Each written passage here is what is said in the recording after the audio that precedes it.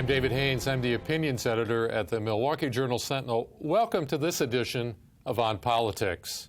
I'm joined today by Craig Gilbert, reporting from Philadelphia and the Democratic National Convention, and in studio by Bill Glauber, Dan Bice, and Mary Spacuzza of the Journal Sentinel staff. So let's look at the headlines. The Democrats meet in Philadelphia. We'll be talking with Craig in just a moment about that. The Trump campaign comes to Waukesha. Rocky Marceau survives a coup attempt. Winners and losers, and your questions. First, let's go to a chat I just had with Craig Gilbert in Philadelphia. I'm joined now by Craig Gilbert of the Journal Sentinel's Washington Bureau. Craig's in Philadelphia covering the Democratic National Convention. And Craig, on opening day of the convention, there was open discord among the Bernie Sanders supporters, and the Clinton delegates. What have you seen since then? Is that moderated somewhat? You know, I think they've actually made some progress toward unity. I don't think it's complete, but, you know, I think to some degree that's been a cathartic experience for the Sanders supporters. I mean, they had what they felt were legitimate grievances. They wanted to express that frustration. There are still people in the hall, you know, expressing their dissent. You saw it with Leon Panetta last night. You've seen it with the anti-trade demonstrations at some of the breakfasts, like the Wisconsin breakfast yesterday. Yeah. But I think people are beginning to look more for reasons to work together than for reasons to fight. And I think that's a good sign. Again, it will take some time, but I think you can there's an arc to every convention, and that's part of what happens. It even happened to some degree at the Republican convention, and it's happening here. Yeah. There were some heavyweight speeches last night with Vice President Joe Biden and, of course, President Obama, Michael Bloomberg. How were those received? There appeared from watching it on television that they were pretty enthusiastic. Yeah, I mean, the energy for Vice President Biden and for President Obama was really huge in the room. There's an emotional connection between the delegates and those two guys. It was not the same for Tim Kaine. A lot of people don't know Tim Kaine. Yeah. He's a new figure, and he's not as dynamic a speaker. But certainly a lot of affection for Joe Biden. And then Obama's an icon to Democratic delegates, I mean, across the board within the party. And so a reaction, a sense of history about the close of his presidency, people thinking back to his first convention speech in 2004 and to his first and second elections, and then his embrace of the new nominee was probably all that the Clinton people could ask for. Now, I was struck by something in Obama's speech last night, this invocation of traditional American values and bringing up his grandparents who in Kansas and the bedrock sort of values of hard work and all that. That sounded like something that you might have heard Ronald Reagan say.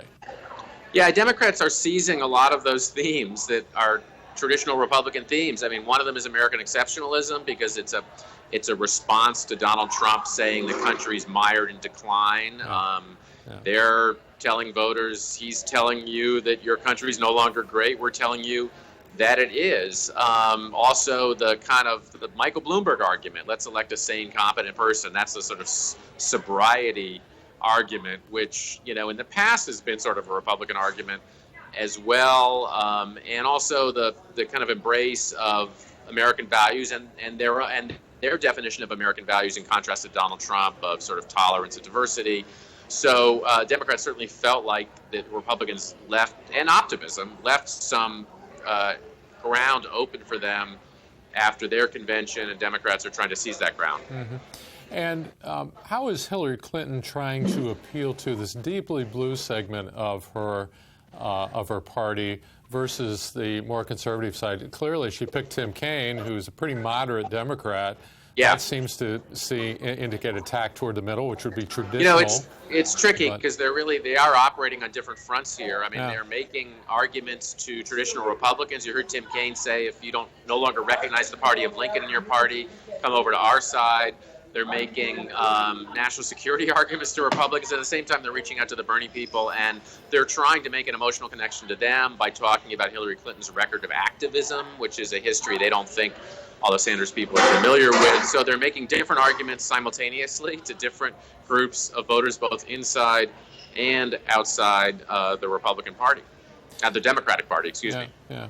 So what do you expect to hear from Hillary Clinton tonight? Kind of a tough act to follow. There have been some great speeches here over the past couple of months. It is a very tough act to follow for her, and I don't think people would expect her to sort of speak maybe as effectively as President Obama did, but I think she wants to tell her story. I think the Clinton people are determined to replace what they regard as a caricature of her. We've heard that all week with her story. So part of that story will be the story of her sort of activism on progressive causes and issues, which is directed certainly at the Sanders people in the room and watching at home, and trying to make an emotional connection. They feel like people don't really know her, and obviously draw the contrast again with Donald Trump, which they feel ultimately may be their most effective message. Thanks, Craig Gilbert, reporting from Philadelphia. And the Trump campaign came to Waukesha County last night. Now we're joined by Bill Glauber to talk about that. I'm joined now by Bill Glauber, a reporter for the Milwaukee Journal Sentinel. Bill, you went out to the Mike Pence rally last night. Not a huge crowd, I understand. It was 600-700 people at the Waukesha Expo Center, and that's a place that when you have a Republican rally out there, it's usually jammed and steamy. It was not that way. They only had 24 hours to organize it. So, you know, slipshod scheduling on the part of the Trump campaign, I think, because, I mean, they could have had this thing scheduled weeks ago. They knew there was an off week after the Republican convention. And I guess the Republican base here in the state, late July, just isn't yet excited. Yeah. So it's probably more the 24-hour notice thing than any indication of support, you would say, at this point. Well, I don't know, because remember, he has some work to do in that area. Trump has work to do, and remember, southeastern Wisconsin is the land of never Trump in talk radio land. Yeah. So also the reddest area of the state. And they have to do well. Yeah. And so if I were a Republican at this stage, I would be really trying to reassess things. So what was Pence's message? I thought Pence's message for what he was on the stage for was delivered well. He's a conservative, and he's vouching for the conservative credentials of Donald Trump. He speaks in a very Midwestern cadence. One of the interns here, Hannah Schwartz, we were talking about it, and she said, he sounds a little bit like Garrison Keillor. And there was just this very relaxed, down-home quality about Pence. I had seen him give a speech a couple of years ago at a Republican Party convention within Wisconsin. He wasn't that impressive that night. He was far more impressive on this night, when he appeared here in Wisconsin. How did Pence deal with the furor yesterday over Trump suggesting that maybe the Russians ought to hack Hillary Clinton's email? Well, he issued a statement in which he seemed to walk some of that back, but he also chided the Democrats and Clinton about these emails and about, I think, what he called the cronyism and corruption in the Democratic Party. So, he tried to cut he walked a fine line with it. How was he received by the crowd? Well, the crowd that was there liked him, liked his message, assembled around him afterwards to try to get, photos and things like that. I think his message was good. I got to tell you, though, the staging was sort of unusual. It was a throwback. It looked like something out of 1980, a guy on a stage with American flags and a blue curtain, and that was it. So maybe we're going to a Back to the Future campaign with Trump, where they're not, dumping a ton of dough into staging, and it's just get the message out and move on. Well, Trump has invoked the 68 campaign, so maybe we're going all the way back there. There was a group of Wisconsin GOP heavyweights along with Pence. I think the governor was there, Reince Priebus. What was the governor's message yesterday? Well, the governor's message was that, that he supported the Trump-Pence ticket. He extolled Pence's qualities as a conservative and as a fellow Midwestern governor, and of course he would do anything that he could to keep Hillary Clinton out of the Oval Office. So it was I think probably a little bit more of an anti-Hillary message at its base. Mm-hmm. Well, Bill Glauber, thanks so much. Appreciate your time. Thank you. I'm back now with Dan Bice and Mary Spicuzza of the Journal Sentinel staff. And Mary, you've been working on this story about the Washington Post reporter who was denied entry into the Michael Pence rally last night. What do we know about that? So the reporter says that he was repeatedly turned away. First, denied a credential at the table. About a month ago, the Washington Post credentials were revoked. Mm-hmm. But typically what they've been doing is then going and entering through general admission. When he tried to do that, he was then told that he couldn't get in with his laptop and cell phone. He went and put his laptop and cell in his car, went back, got patted down by sheriff's deputies, and was then told, basically, it's just you. He was frisked by sheriff's deputies at whose request? It sounds like it was a private security officer who refused to give his name, so it's unclear, was it Secret Service? Typically you can tell Secret Service. And you have local cops, and then you have private security. So we're all three on board. We're not really sure right now. Right, but they did have sheriff's deputies, pat him down looking for a cell phone that they thought maybe he was trying to hide. So the interesting thing is that when I reached out to the Trump campaign for comment, they referred questions to the Pence team, which is his vice presidential pick.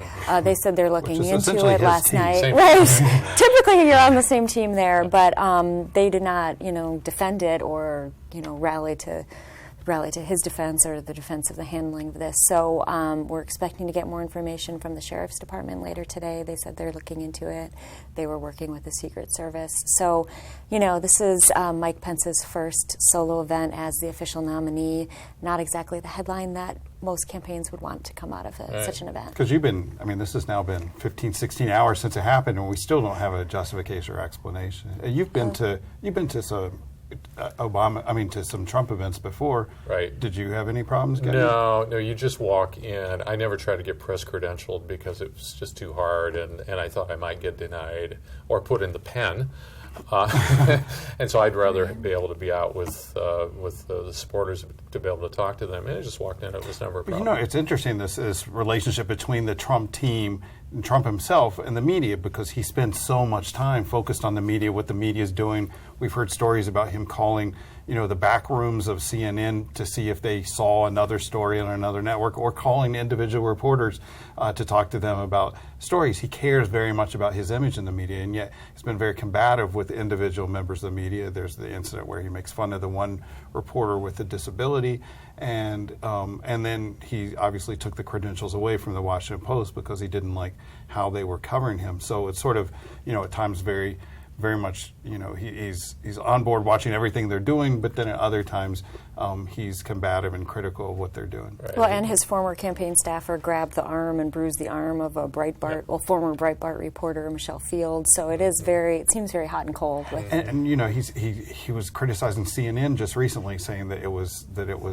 not that it was not okay with him, and then he's been critical of Fox News in the past. So just about every major news outlet, he'll have something critical to say to them. But one-on-one, you've dealt with him one-on-one. He's been fairly friendly and stuff. With me, it obviously not with somebody like Megyn Kelly, where they've had their issues, but I haven't had problems with him one-on-one. And the Post had a pretty strong reaction to this. Oh yeah, they they're furious about it. There's a reporter who traveled obviously to attend the event and is denied entry repeatedly, even as a private citizen with no cell phone, really just being told, we just don't want you here. Mm-hmm. So yeah, they're furious. I talked to somebody from the Poynter Institute who called it dangerous for democracy.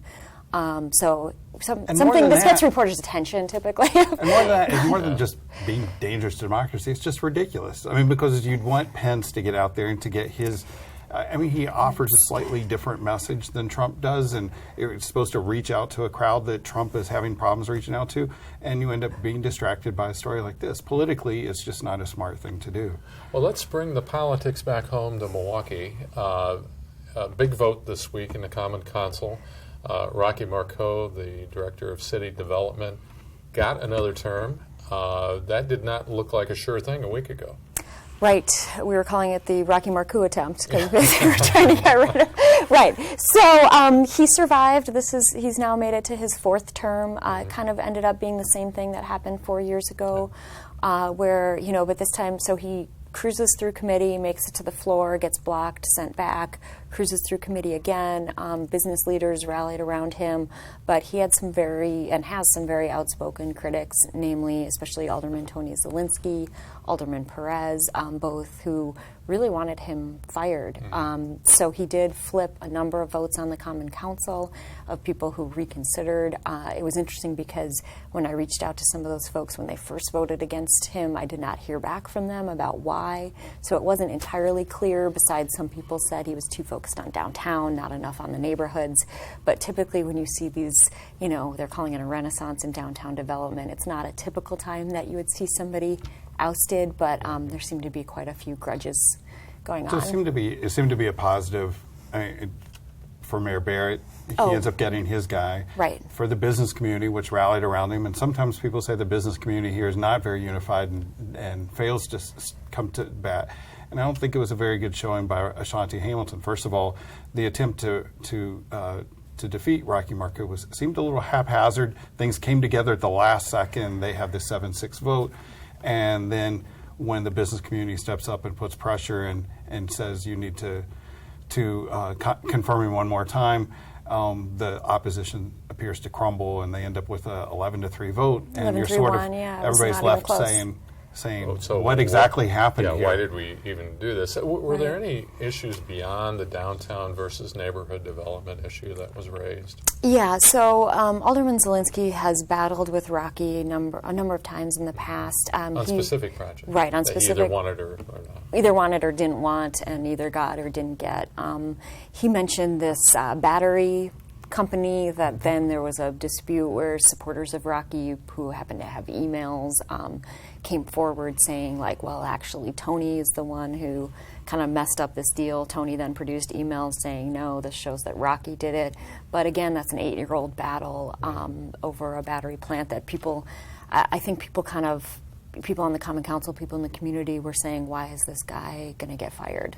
I think one thing that's not resolved, and we don't have a very good explanation on, is a lot of the people who opposed him are supported and receive financial support from the developer Frank Corvello, and we don't know why exactly, if there is a connection there, but he obviously was putting money into a lot of campaign accounts, and those individuals came out and voted against Rocky the first time, but not necessarily the second time. So, and a lot of people raise questions about Craig Peterson, and does Craig Peterson want to get rid of Rocky? And he's obviously been very active in city politics lately. Craig is this conservative who's been very dabbling in, and more than dabbling in, helping candidates get elected to the city council this year. Right. So. More to come on that. So let's move to our winners and losers. Our favorite segment of the show. Our favorite segment. Mary Spatuzza, who's your winner this week? Oh, I thought you were going to make me your winner. You are always our winner. So sweet. My winner, I would say, I think that there were a few that could be winners, but I think Hillary Clinton, first female presidential nominee, historic nomination, whether or not you like her or dislike her, it's a big deal to have a woman running for president and being on the official ticket of a major party. So I'm going to go with Hillary. Okay. And your loser?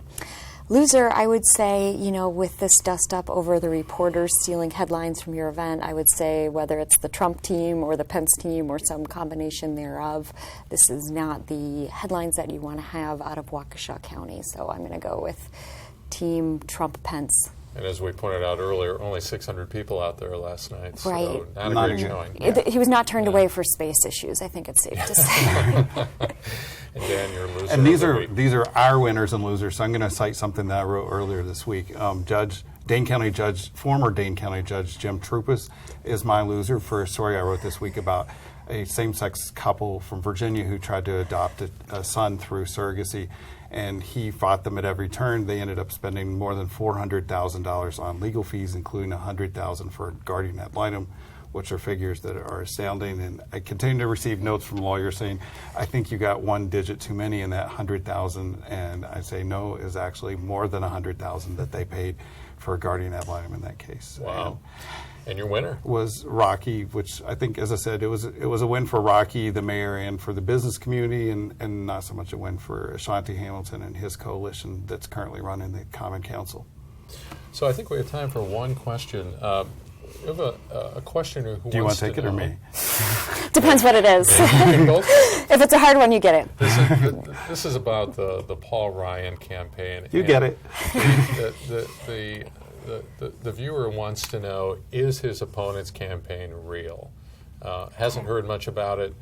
What's going on in Rock County? Can send him some of our stories.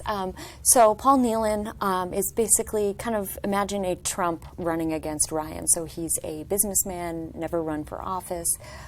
He is running to the right of Paul Ryan, trying to canter him basically. And his campaign treasurer is also running the major Trump super PAC. So there are actually connections between the two. Right. People have called that a scam PAC because his own firms get a bunch of money from his PACs. But anyhow, so Paul Nealon is running to the right of Paul Ryan. He is attacking him largely on trade and the TPP. There's some dispute over that one. Immigration, accusing Paul Ryan of being an open borders guy. But not exactly. Paul Ryan is not an open borders guy. He has supported immigration reform policies in the past, not so much now. But so they're arguing over those. Also, Paul Ryan he's attacking him as being a Washington insider. However, Paul Ryan has huge amounts of money, not so much for Paul Nealon. We did a story looking at their campaign finance reports. The vast majority of kind of itemized contributions that we can see who they're from are from out of state. Got a huge check from Sarah Palin, who's backed him.